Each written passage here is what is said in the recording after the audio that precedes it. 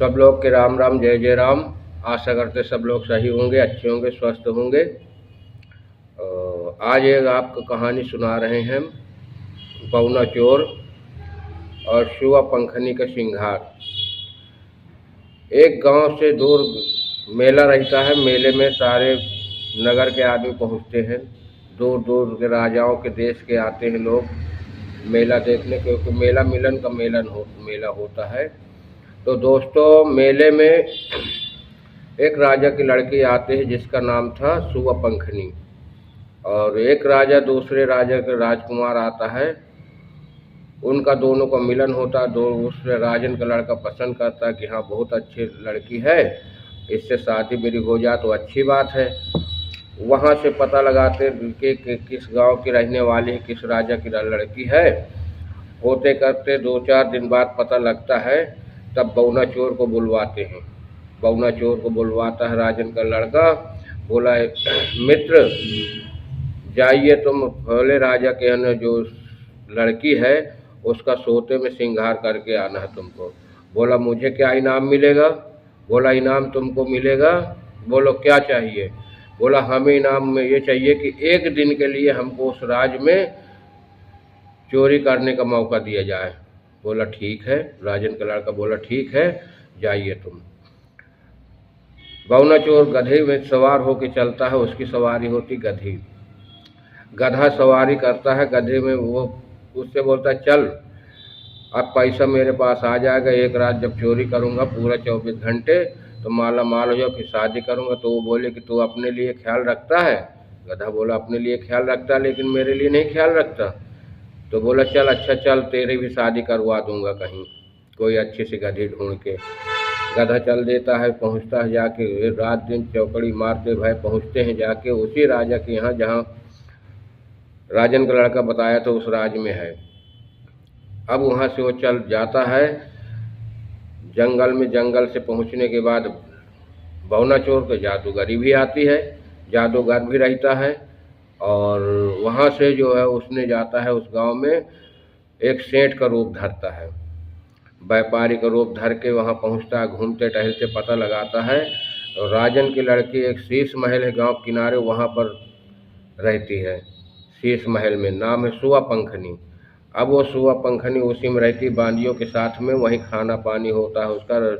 सिपाही चारों तरफ लगे होते हैं और उनके राज्य में विद्वान रहते हैं। विद्वानों से रोज़ परामर्श लेते हैं राजा कि आज क्या होगा, आज क्या होगा। तब वहाँ विद्वानों ने बताते हैं, राजा साहब हमारे नगर में एक चोर आ गया है जो बहुत घटित घटना घटने वाली है। तो बोले, अच्छा। बोले, सिपाही बढ़ा दो। अब सिपाही इनको बढ़वाते हैं और सिपाही भर्ती करते हैं, लगा देते हैं चारों तरफ। इसके बाद बौना चोर जाता है एक घर में, वहाँ बुढ़िया रहती है, वहाँ उनको बड़े हद 2 असरफी सोने की देता है। बोला, माता हम आपके यहाँ रहेंगे, लेकिन किसी को खबर नहीं होना चाहिए कि हम आपके यहाँ रुके हैं। बोले, ठीक है बेटा। अब वहाँ से वो क्या करता है बौना चोर वहीं एक जाता रहता है, आटा गेहूँ पीसने वाला, वही जो हाथ से चलाते हैं गांव में, और उसको जाता बोलते हैं। उसे जाता के किनारे किनारे गड्ढा खोदता है चारों तरफ, खोद के उसमें पानी भर देता है, उसी जाते के ऊपर चढ़ के बैठ जाता है। अब इधर से वो लोग दूसरे दिन वैज्ञानिक लोग पूछते हैं, वैज्ञानिकों से, विद्वानों से, राजा साहब की अपने यहाँ बौना चोर के लिए बता रहे थे, अब आप क्या खबर है? बोले, राजा साहब वो तो समुद्र के टापू में बैठा हुआ है और इंतजार में है घात लगाए। बोला, अच्छा, चोरी करने के लिए? बोले, ठीक है। बोले, समुद्र तो हमारे यहाँ से बहुत दूर है। कहीं जो भी है राजा साहब, लेकिन समुद्र के बीच टापू में बैठा हुआ है। अब इधर थोड़ा से ढिला ही कर दिए सिपाहियों से कि यार भी टापू समुद्र बहुत दूर है, क्या करेंगे, चलिए कोई बात नहीं। अब इधर बौना चोर जाता है, शीश महल के पास पहुंचता है। जाके शीश महल में पहुंचने के बाद वहां देखता सिपाही लगे होते हैं। तो सिपाहियों के पास जाता है, सेठ का भेष बना के। बोले, राजा का सामान लेके आए हैं। सिपाही बोले, यहाँ कोई राजा वाजा नहीं, उसको भगा देते हैं। जब भगा देते हैं तभी उसी बीच में वो कहते हैं कि थोड़ी दूर जाता है, फिर बौना चोर, और फिर वहाँ से एक टोकरी लेता है बड़ी सी, उसी के अंदर घुस के चलता रहता धीरे धीरे। अब इधर वो दोनों सिपाही क्या कहते हैं, कहते हैं यार भैया नींद आ रही। तो एक बोला कि अगर हम नींद आ रही है और हम लोग सो जाएंगे तो राजा हमको नौकरी से निकाल देगा। बोले हाँ नौकरी से तो निकाल देगा, तो पड़ोसी के बच्चे भूखे मर जाएंगे, एक बोला।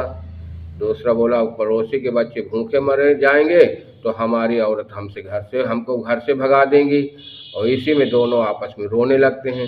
तब तक वो टोकरी चलती रहती धीरे धीरे, बड़ा झाबा रहता है, उसी के अंदर बैठ जाता है बौना चोर।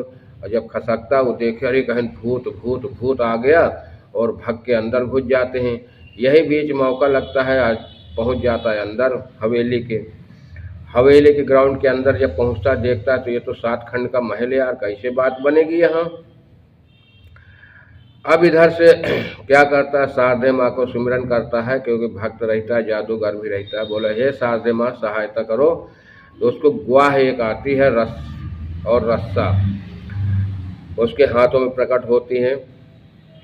जब प्रकट होती गोह और रस्सा, उसी के गोह होती जो बीच खपड़ा पुराना हो जाता वो गोह बन जाती है। तो उसी के कमर में बांधा रस्सा और ऊपर भगवती का नाम लेके फेंक दिया, और वो सतखंडा महल में पहुंच के अपना पैर जमा लिया बाउंड्री के सहारे।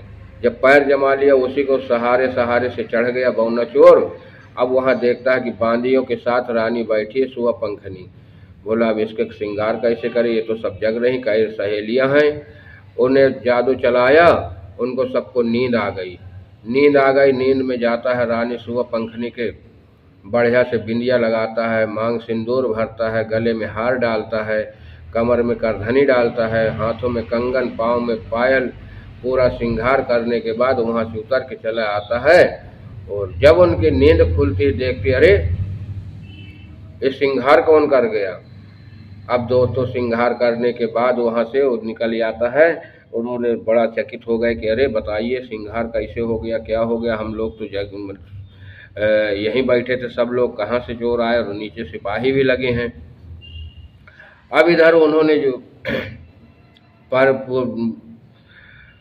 बौना चोर तो भाग आता है जंगल से अपने गधा को लेके, अपने जंगल अपने स्थान पे। इधर उनके खलबली मच जाती है। जब खलबली मच जाती है, राजा के पास खबर पहुंचती है। राजा ने बोले ये कैसे हो गया। तो विद्वानों ने कहा कि हमने बताए थे बौना चोर तो यही है। तो बोले कि तुमने बताया था समुद्र टापू में बैठा है। बोले हाँ राजा साहब बताए तो थे, लेकिन अब वो समुद्र में रहा, कितनी जल्दी आया, कैसे आया, टापू में तो बैठा तो चारों तरफ पानी और टापू दिख रहा था। खैर कोई बात नहीं। उन्होंने कहा ठीक है चलिए। अब इधर से बारात सजती है, इधर बताता है कि हमने पूरा श्रृंगार कर लिया है। बारात सजती है, 10 गांव के राजा बुलाए जाते हैं, 10 राज से राजा आते हैं, उसके साथ चढ़ाई करके जाते हैं। उस राजा के यहाँ शादी का प्रस्ताव करते हैं, उसके साथ शादी की श्रृंगार हो गया तो भी ठीक है। जब श्रृंगारे हो गया तो शादी करने में कोई वो नहीं है भाई, बढ़िया आराम से उसको शादी करते हैं। शादी करने के बाद फिर बौना चोर को 1 दिन का मौका देते हैं लूटने के लिए, क्योंकि 10 यहाँ वो अकेला राजा और इधर 10 राज के राजा दबाव में आकर उन्होंने जो है छूट दिया। बौना चोर अपना प्रण की जो किया था उसको पूरा किया। वहाँ से करने के बाद वो सुआ पंखनी को विदा करा के लाए, अपने राज में रहने लगे। यहीं पर हम कहानी को समाप्त करते हैं। फिर दूसरी कहानी के साथ आपको मिलते हैं। तब तक के लिए आप स्वस्थ रहें, सही रहें, अच्छे रहें। नमस्कार, जय जय राम।